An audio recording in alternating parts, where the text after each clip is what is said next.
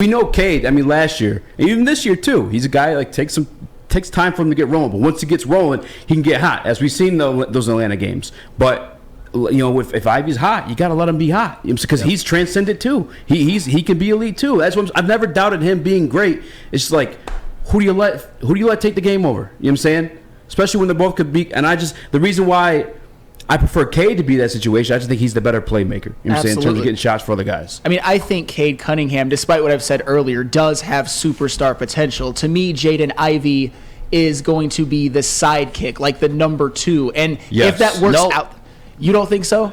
No, it's going to be the other way around. You really think so? You're going to see it. I could see it. To be honest with you, Jaden Ivey last night, please, because I know I'm considered the Jaden Ivey hater, but Jaden Ivey last night looked phenomenal when he went on that little bit of a run. When he was getting in the groove with Duren, he was getting Duren his shot. Duren had to finish with dunk. He was getting to the rim himself and to the paint and doing what the hell he wanted. And as you said, Stick, the speed.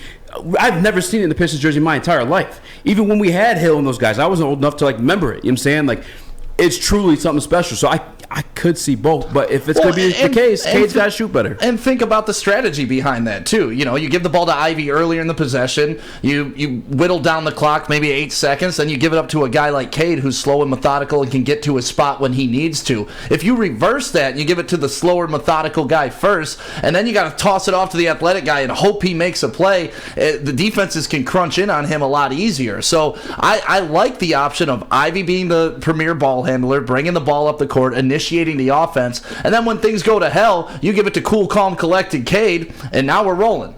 I don't know, but to me, Cade Cunningham is a true point guard. With Jaden Ivey, I think he's more of a shooting guard who can also handle the ball. Positions don't matter in the NBA anymore, though. There is no true point guard. There is no true small forward. There is no true power forward. There is no true center anymore. I think he's just saying more so it's like the formula of like a basketball game, the way it's going to work out. You have one guy facilitating, one guy scoring. Is that y'all sound old? No, I mean, I no, to some extent you are right. Takes one to know one. No.